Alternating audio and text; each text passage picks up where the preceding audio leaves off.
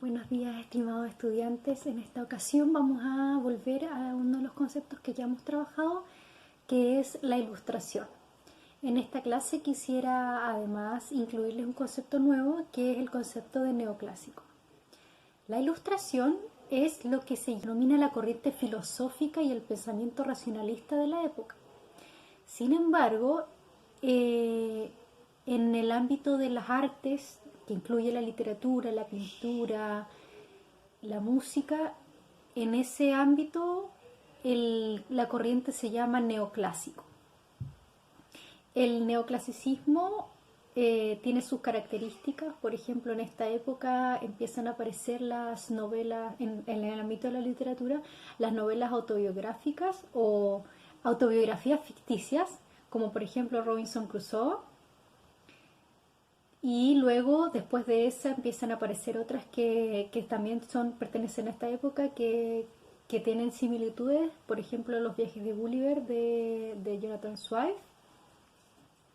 Esas son dos obras que representan muy bien este periodo. En estas obras se ven, y en general en el periodo se trabaja mucho la sátira social, donde se hacen comparaciones con sociedades hipotéticas. También predomina mucho el ensayo, como es un periodo donde se fortalece mucho el tema de la razón, el pensamiento crítico. eh, Se ve una fuerte como conciencia de todo lo que está pasando en la sociedad francesa y europea de la época.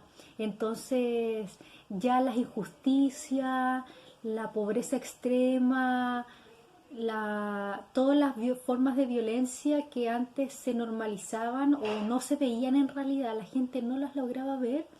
En esta época, con la luz de la conciencia, empiezan a ver que existen. Entonces empiezan a ver como fuertes movimientos de revolución contra de las monarquías.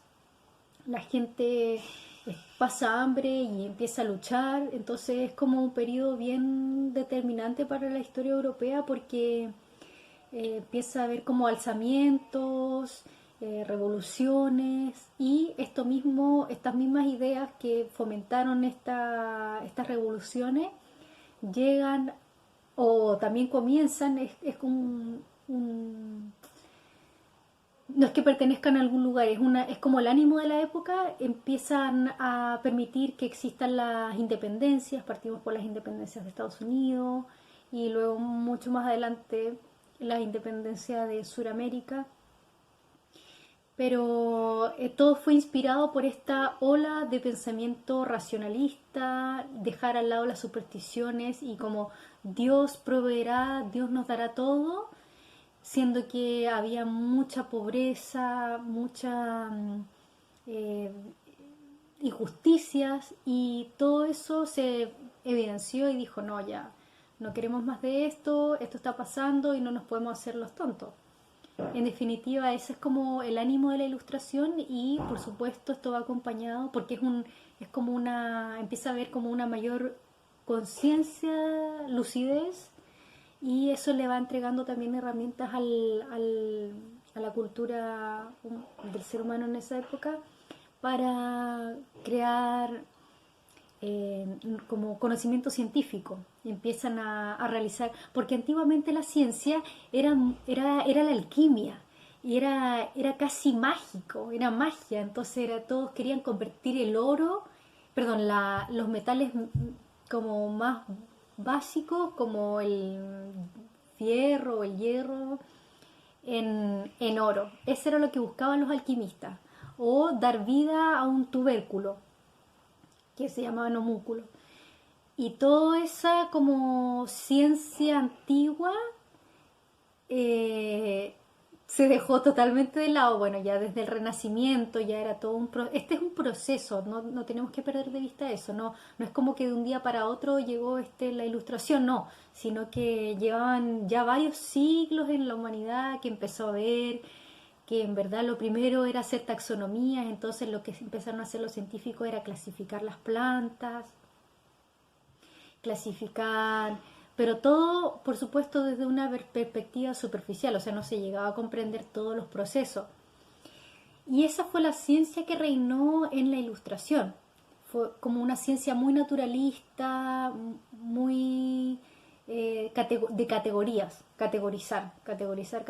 Y eso se unió mucho también con los viajes al nuevo mundo, a categorizar las plantas y los animales. Entonces ahí aparecen muchos como científicos viajeros, entre ellos Darwin, que también más adelante fueron generando nuevas revoluciones del conocimiento. Entonces, y bueno, también de eso, con eso se relaciona la literatura de la época, con los viajes de Swift, con Robinson Crusoe. Predomina mucho la literatura de viajes, producto, por supuesto, de este ánimo aventurero, de buscar nuevas verdades, nuevos mundos. Este es como como es una época, por un lado, también bastante optimista, como el ser humano, confiemos en su razón, la razón del hombre va a llevarnos al progreso. Si continuamos con las supersticiones nos vamos a quedar estancados, pero con la razón vamos a lograr que vivamos en una sociedad justa, igualitaria, y entonces ahí, en todo ese contexto, se produce también un quiebre que vamos a ver posteriormente, pero ahí en este momento se produce la Revolución Francesa con su, su lema era libertad, igualdad y fraternidad. Y este lema también representa muy bien el pensamiento ilustrado. Y también, por supuesto, acompañado de las obras del neoclásico. Esta época, bueno, varios de los filósofos importantes, ya vimos uno que era Voltaire, también está Rousseau, Diderot y bueno, Kant, que es el que nos toca leer esta semana. Bien chicos, espero que se hayan retratado un poco en qué consiste esta época y su literatura. Espero que estén muy bien. Nos vemos en nuestra próxima sesión.